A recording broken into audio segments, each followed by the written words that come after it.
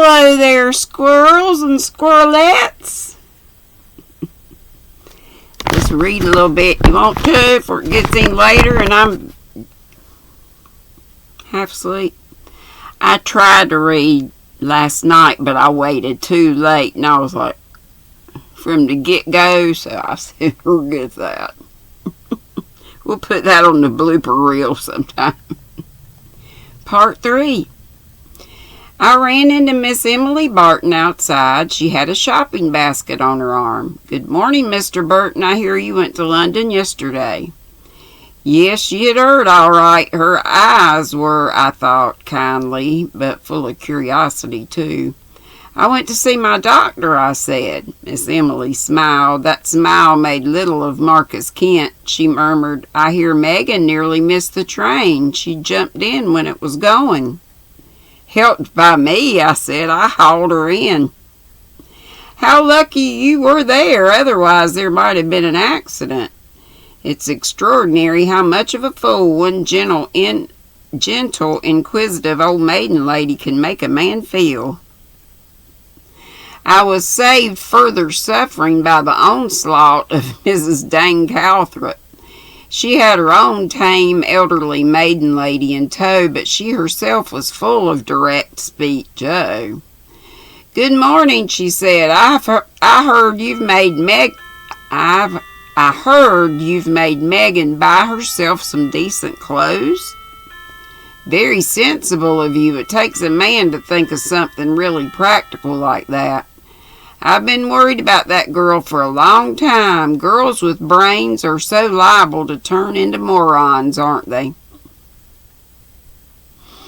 With which remarkable statement she shot into the fish shop. Miss Marple, left standing by me, twinkled a little and said, she twinkled a little? Mrs. Dane Calthrop is a very remarkable woman, you know. She's nearly always right. It makes her rather alarming, I said. Sincerity has that effect, said Miss Marple. Mrs. Dane Calthrop shot out of the fish shop again and rejoined us.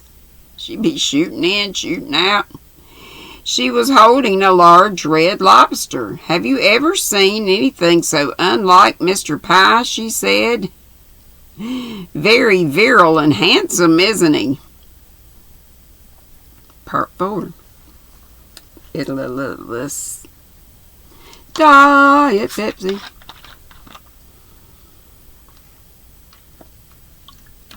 I ought to try a regular Pepsi. It's been a long time since I have. I used to think these were vile. And then you get kind of used to them. It's still an aftertaste, I think. Depends on how thirsty you are and how hot the day is. But then, back a long time ago, tried the regular thing and it was so sickening and sweet. But I need to just give it a shot. I really don't, because then if I like it, I sure don't need the calories. Okay, part 4. I was a little nervous of meeting Joanna, but I found when I got home that I needn't have worried. She was out, and she did not return for lunch. This aggrieved Partridge a good deal, who was sourly as she proffered 2 loin chops in an entree dish. Miss Burton said specially as she was going to be in. I ate both chops in an attempt to atone for Joanna's lapse. I thought, well, dang, I could eat 2 chops myself. All the same, I wondered where my sister was. She had taken to be very mysterious about her doings of late. It was 3:30 when Joanna burst into the drawing room. I had heard a car stop outside, and I half expected to see Griffith, but the car drove on, and Joanna came in alone. Her face was very red, and she seemed upset. I perceived that something had happened. What's the matter? I asked. Joanna opened her mouth, closed it again, sighed, plumped herself down in a chair, and stared in front of her. She said, I've had the most awful day. What's happened? I've done the most incredible thing. It was awful. But what? I just started out for a walk, an ordinary walk. I went up over the hill and onto the moor. I walked miles. I felt like it. Then I dropped down into a hollow. There's a farm there, a God-forsaken, lonely sort of spot. I was thirsty, and I wondered if they'd got any milk or something. So I wandered into the farmyard, and then the door opened and Owen came out. Yes? He thought it might be the district nurse. There was a woman in there having a baby. He was expecting the nurse, and he'd sent word to her to get a hold of another doctor. Things were going wrong. Yes? So he said to me, "Come on, you'll do better than nobody." I said I couldn't, and he said, "What did I mean?" I said I'd never done anything like that, and I didn't know anything. I don't know nothing about birthing no baby. He said, "What the hell did that matter?" And then he was awful. He turned on me. He said, "You're a woman, aren't you? I suppose you can do your darndest to help another woman." And he went on at me. Said I talked as though I was interested in doctoring, and said I wished I was a nurse. All pretty talk, I suppose. You didn't mean anything real by it, but this is real, and you're going to behave like a decent human being and not like a useless ornamental nitwit.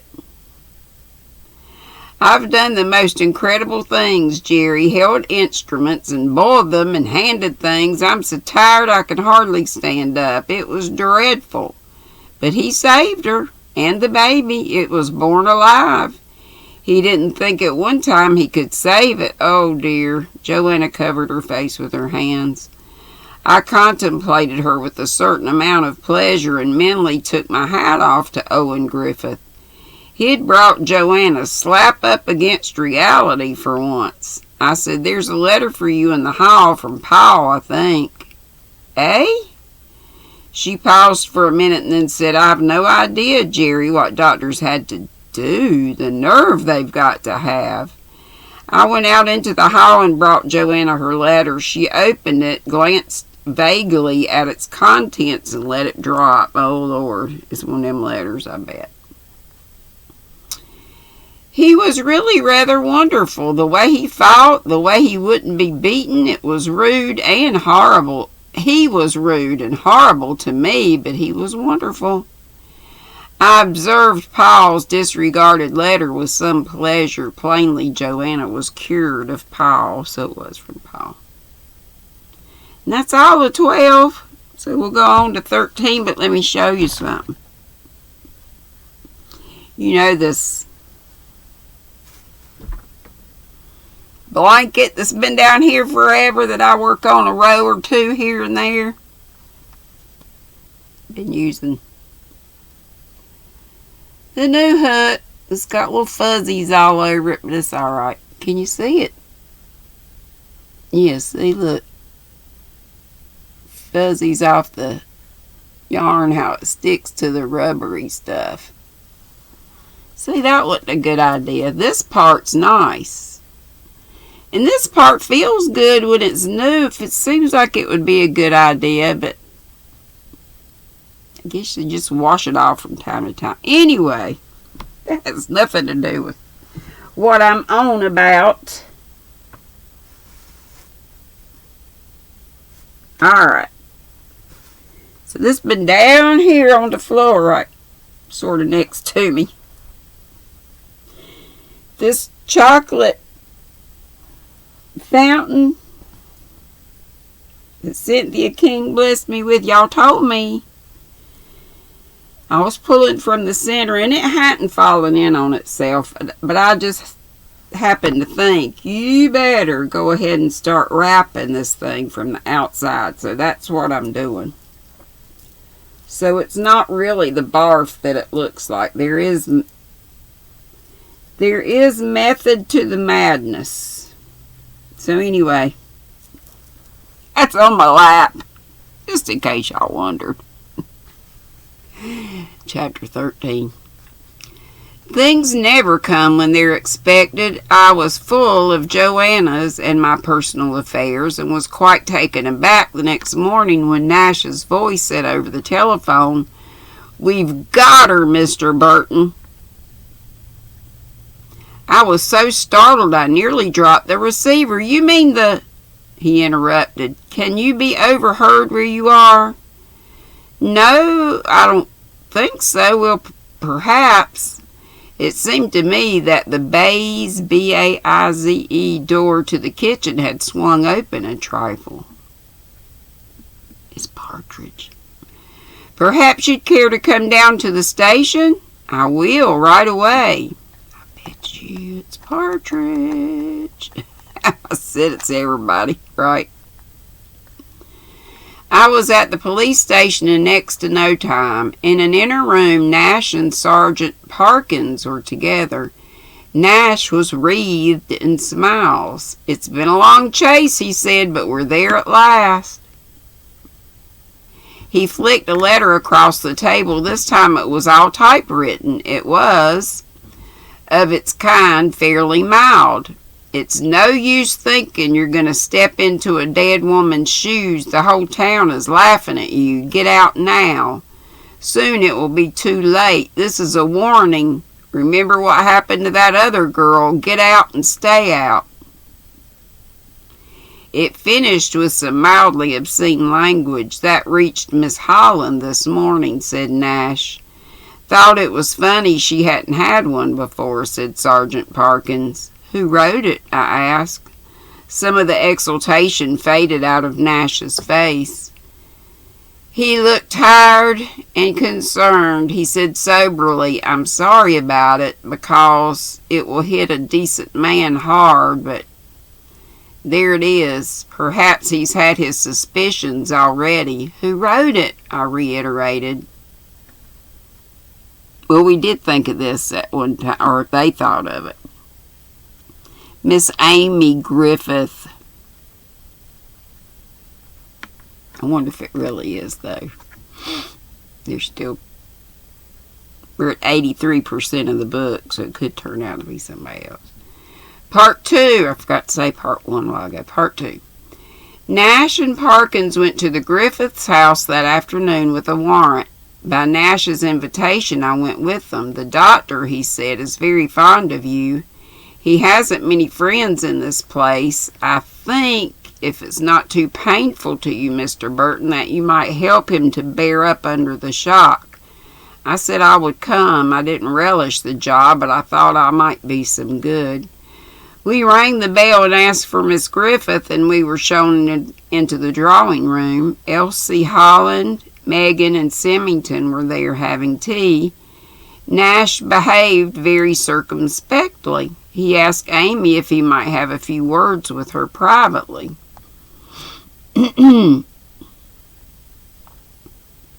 She got up and came towards us. I thought I saw just a faint, hunted look in her eye. If so, it went again. She was perfectly normal and hearty. "Want me?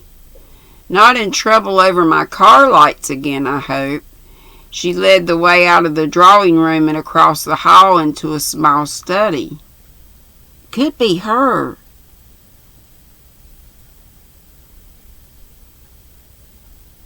No. I don't know. She's the one that just got the last letter, though, right? But who knows? Maybe she just wrote her own self a letter because she hadn't had one. I need to quit having these little commentaries.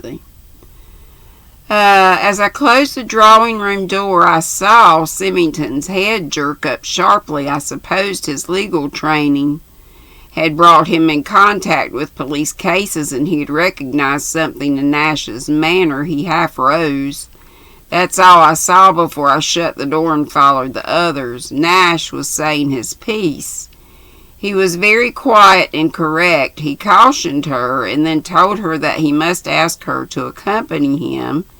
He had a warrant for her arrest, and he read out the charge. I forget now the exact legal term. It was the letters, not murder yet.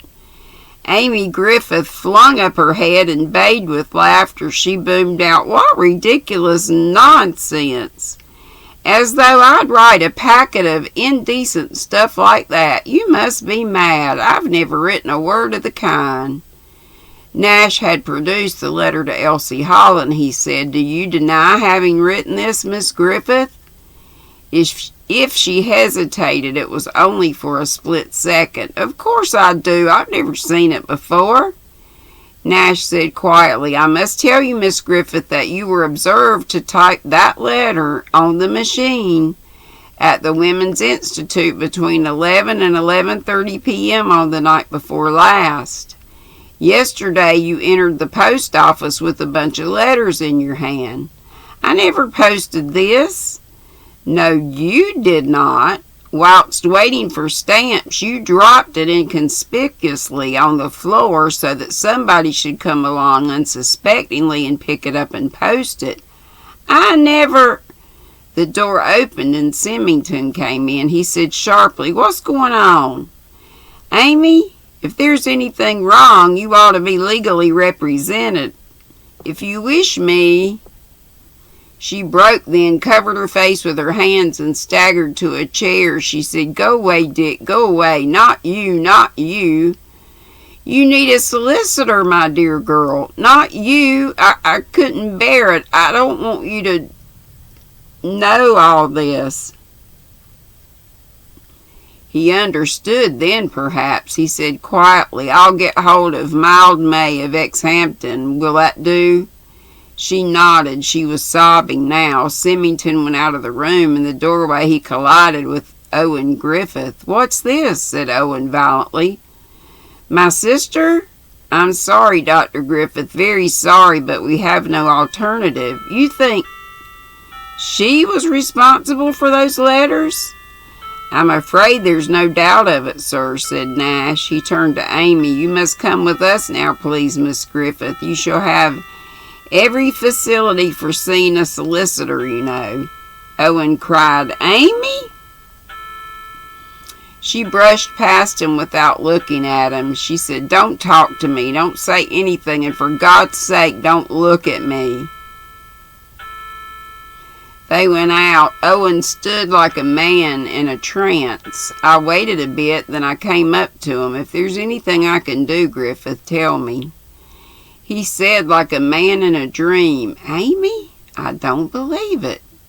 It may be a mistake, I suggested feebly. He said slowly, she wouldn't take it like that if it were, but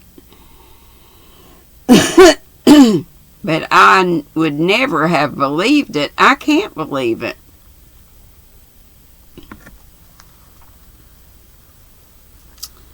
This old pollen ain't ever gonna go away, it seems like.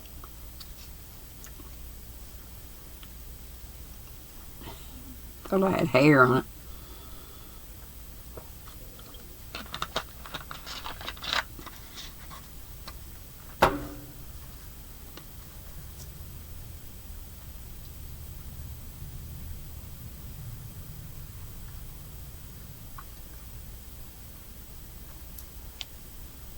Let's see, where was I? He sank down on a chair. I made myself useful by finding a stiff drink and bringing it to him. He swallowed it down and seemed to do him good. He said, I can't take it all in at first. I couldn't take it all in at first. I'm all right now. Thanks, Burton, but there's nothing you can do, nothing anyone can do.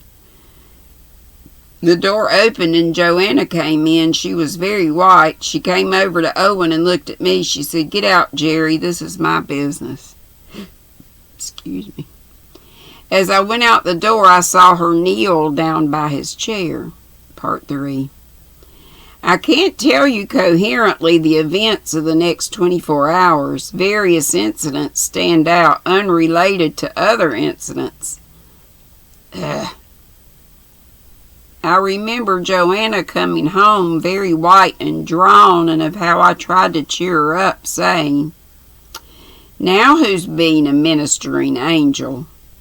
And of how she smiled in a pitiful, twisted way and said, He says he won't have me, Jerry. He's very proud and stiff. And I said, My girl won't have me either. He sat there for a while, Joanna saying at last, The Burton family isn't exactly in demand at the moment.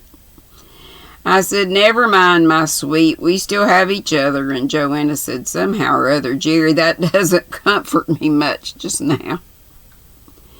Owen came the next day and rhapsodied in the most fulsome way about Joanna. She was wonderful, marvelous, the way she'd come to him, the way she was willing to marry him. At once, if he liked, but he wasn't going to let her do that. No, she was too good, too fine to be associated with the kind of muck that would start as soon as the papers got hold of the news. I was fond of Joanna and knew she was the kind who's all right when standing by in trouble, but I got rather bored with all this highfalutin stuff. I told Owen rather irritably not to be so damn noble. I went down to the high street and found everybody's tongues wagging, 19 to the dozen. Emily Barton was saying that she had never really trusted Amy Griffith. The grocer's wife was saying with gusto that she had always thought Miss Griffith had a queer look in her eye. They had completed the case against Amy, so I learned from Nash. A search of the house had brought to light the cut pages of Emily Barton's book in the cupboard under the stairs, of all places, wrapped up in an old roll of wallpaper. "And a jolly good place, too," said Nash appreciatively. "You'd never know when a prying servant won't tamper with a desk or a locked drawer, but those junk cupboards full of last year's tennis balls and old wallpaper are never opened, except to shove something more in. The lady would have seemed to have had a penchant for that particular hiding place," I said. "Yes, the criminal mind seldom has much variety. By the way, talking of the dead girl, we've got one fact to go upon. There's a large, heavy pestle missing from the..." Oh, yeah, like a mortar and pestle. "Pestle missing from the doctor's dispensary. I'll bet anything you like that's what she was stunned with." Cracked over the head. And then that skewer. Ugh. "Rather an awkward thing to carry about," I objected. "Not for Miss Griffith. She was going to the guides that afternoon. But she was going to leave flowers and vegetables at the Red Cross stall on the way, so she'd got a whopping great basket with her." "You haven't found the skewer?" "No, and I shan't. The poor devil may be mad, but she wasn't mad enough to keep a blood-stained skewer just to make it easy for us, when all she'd got to do was wash it and return it to the kitchen drawer." I suppose I conceded that you can't have everything. The vicarage had been one of the last places to hear the news. Old Miss Marple was very much distressed by it. She spoke to me very earnestly on the subject.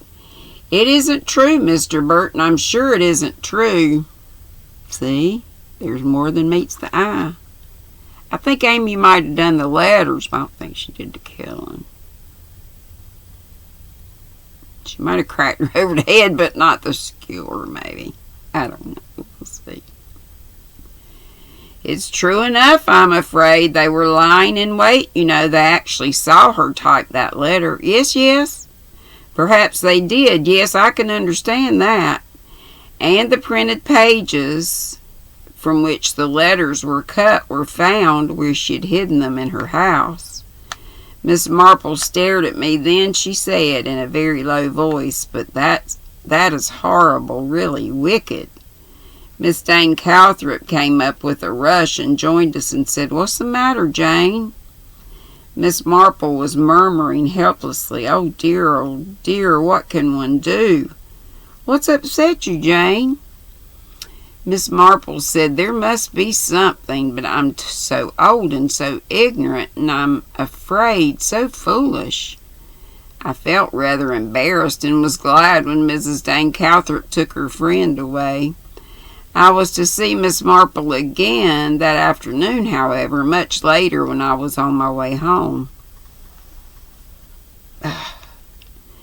She was standing near the little bridge at the end of the village, near Mrs. Cleet's cottage, and talking to Megan, of all people. I wanted to see Megan. I'd been waiting to see her all day. I quickened my pace, but as I came up to them, Megan turned on her heel and went off in the other direction. It made me angry, and I would have followed her, but Miss Marple blocked my way. She said, "I wanted to speak to you." "No, don't go after Megan now. It wouldn't be wise." I was just going to make a sharp rejoinder when she disarmed me by saying, "That girl has great courage, a very high order of courage." I still wanted to go after Megan, but Miss Marple said, "Don't try and see her now. I do know what I'm talking about. She must keep her courage intact." There was something about the old lady's assertion that chilled me. It was as though she knew something that I didn't. I was afraid and didn't know why I was afraid. I didn't go home. I went back into the high street and walked up and down aimlessly. I don't know what I was waiting for, nor what I was thinking about. I got caught by that awful old bore, Colonel Appleton. He asked after my pretty sister, as usual, and then went on, "What's all this about Griffith's sister being mad as a hatter? They say she's been at the bottom of this anonymous letter business." This has been such a confounded nuisance to everybody. Couldn't believe it at first, but they say it's quite true. I said it was true enough. Well, I must say our police force is pretty good on the whole. Give 'em time, that's all. Give 'em time. Funny business, this anonymous letter stunt.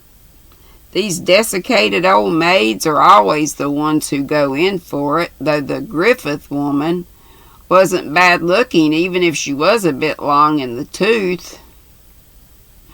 But there aren't any decent looking girls in this part of the world except that governess girl of the Symingtons. She's worth looking at. Pleasant girl, too. Grateful if one does any little thing for her. Came across her having a picnic or something with those kids not long ago.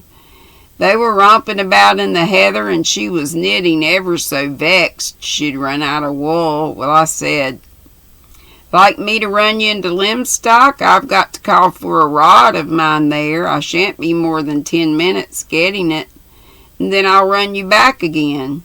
She was a bit doubtful about leaving the boys. "They'll be all right," I said. "Who's to harm them?" Wasn't going to have the boys along, no fear. So I ran her in, dropped her at the wool shop, picked her up again later, and that was that. A knitting needle?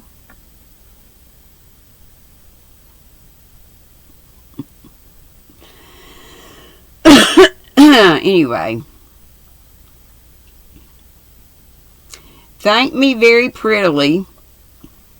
Grateful and all that. Nice girl. I managed to get away from him.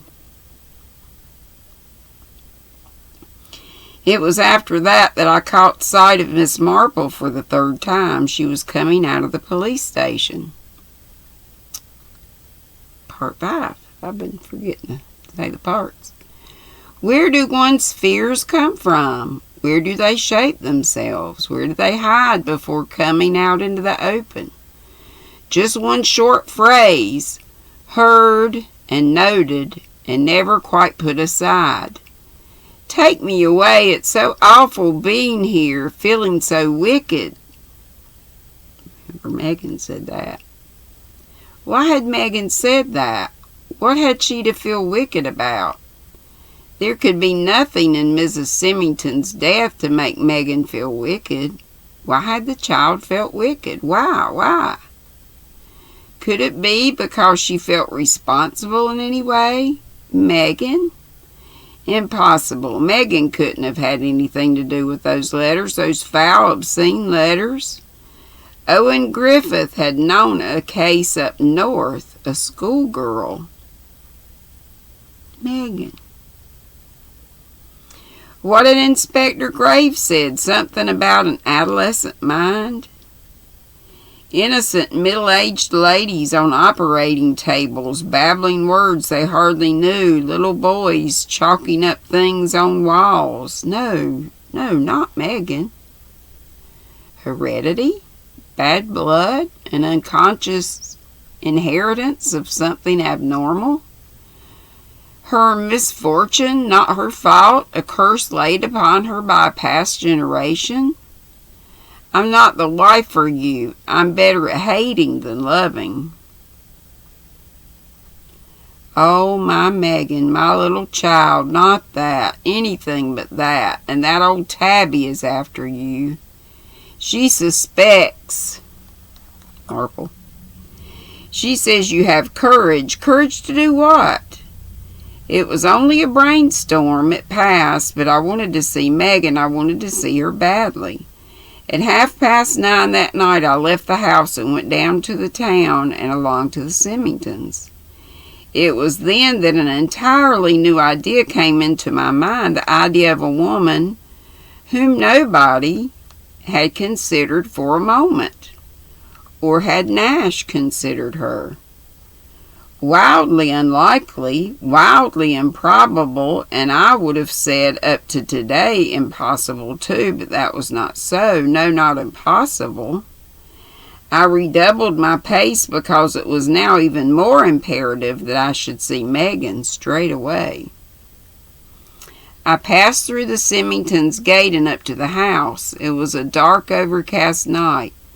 A little rain was beginning to fall. The visibility was bad. I saw a line of light from one of the windows, the little morning room. I hesitated a moment or two, then instead of going up to the front door, I swerved and crept very quietly up to the window, skirting a big bush and keeping low. The light came from a chink in the curtains, which were not quite drawn. It was easy to look through and see. It was a strangely peaceful and domestic scene. Symington in a big armchair, and Elsie Holland, her head bent, busily patching a boy's torn shirt. I could hear as well as see, for the window was open at the top. Elsie Holland was speaking. But I do think, really, Mr. Symington, that the boys are quite old enough to go to boarding school. Not that I shan't hate leaving them, because I shall. I'm ever so fond of them both. Symington said, I think perhaps you're right about Brian, Miss Holland. I've decided that he shall start next term at Winhays, my old prep school. But Colin is a little young yet. I'd prefer him to wait another year. Well, of course I see what you mean, and Colin is perhaps a little young for his age. Quiet domestic talk, quiet domestic scene, and a golden head bent over needlework. Then the door opened and Megan came in. She stood very straight in the doorway, and I was aware at once of something tense and strung up about her. The skin of her face was tight and drawn, and the eyes were bright and resolute. There was no diffidence about her tonight, and no childishness. She said, addressing Symington, but giving him no title, and I suddenly reflected that I never heard her call him anything. Did she address him as father, or as Dick, or what? I would like to speak to you, please, alone. Symington looked surprised, and I fancied not best pleased. He frowned, but Megan carried her point with a determination unusual in her. He turned to Elsie Holland and said, Do you mind, Elsie? Oh, of course not. Elsie Holland jumped up. She looked startled and a little flurried. She went to the door, and Megan came farther in so that Elsie passed her. Just for a moment, Elsie stood motionless in the doorway, looking over her shoulder. Her lips were closed. She stood quite still, one hand stretched out, the other clasping her needlework to her. I caught my breath, overwhelmed by her beauty. When I think of her now, I always think of her like that, in arrested motion, with that matchless deathless perfection that belonged to ancient Greece. Then she went out, shutting the door. Symington said rather fretfully, "Well, Megan, what is it? What do you want?" Megan had come right up to the table. She stood there looking down at Symington. I was struck anew by the resolute determination on her face and by something else, a hardness new to me. Then she opened her lips and said something that startled me to the core. "I want some money," she said. The request didn't improve Symington's temper. He said sharply, "Couldn't you have waited until tomorrow morning? What's the matter? Do you think your allowance is inadequate?"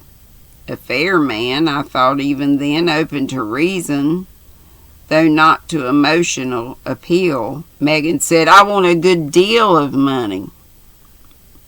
Symington sat up straight in his chair. He said coldly, "You will come of age in a few months' time. Then the money left you by your grandmother will be turned over to you by the public trustee." Megan said, "You don't understand. I want money from you." She went on, speaking faster. "Nobody's ever talked much to me about my father. They've not wanted me to know about him, but I do know that he went to prison, and I know why. It was for blackmail." She paused. "Well, I'm his daughter, and perhaps I take after him. Anyway, I'm asking you to give me money, because if you don't..." She stopped and then went on very slowly and evenly. "If you don't, I shall say what I saw you doing to the cachet that day in my mother's room." There was a pause, and Symington said in a completely emotionless voice, "I don't know what you mean." Megan said, "I think you do." And she smiled. It was not a nice smile. Symington got up. He went over to the writing desk. He took a checkbook from his pocket and wrote out a check. He blotted it carefully and then came back. He held it out to Megan. "You've grown up now," he said. "I can understand that you may feel you want to buy something rather special in the way of clothes and all that. I don't know what you're talking about. I didn't pay attention, but here's a check." Megan looked at it and then she said, "Thank you. That will do to go on with." She turned and went out of the room. Symington stared after her and at the closed door. Then he turned round, and as I saw his face, I made a quick, uncontrolled movement forward. It was checked in the most extraordinary fashion, the big bush that I had noticed by the wall stopped being a bush. Superintendent Nash's arms went round me, and Superintendent Nash's voice just breathed in my ear, "Quiet, Burton, for God's sake." Then, with infinite caution, he beat a retreat, his arm impaling me to accompany him. Round the side of the house, he straightened himself and wiped his forehead. "Of course," he said, "you would have to butt in." "That girl isn't safe," I said urgently. "You saw his face. We got to get her out of there, or out of here." Nash took a firm grip of my arm. "Now look here, Mr. Burton, you've got to listen."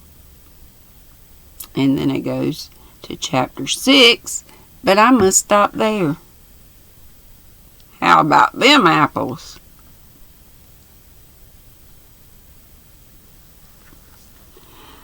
Wow, wow, wow, and wow. What is going on? Here is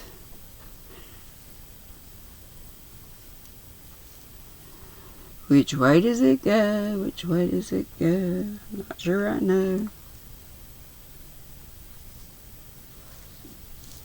Which way it goes. I always have trouble figuring out which way something goes. Well, anyway, here is, I think, this is a Christie's crochet creations by Christy that I'm always talking about. I fudged here, so that looks crazy right there. Why do we always point out?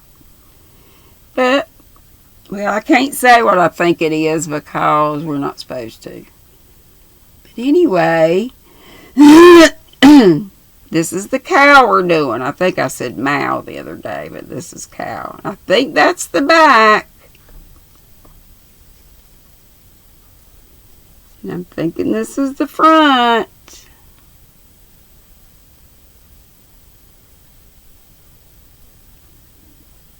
Do you have an idea? Don't say if you do. And I could be totally wrong. But I mean, what else would these be?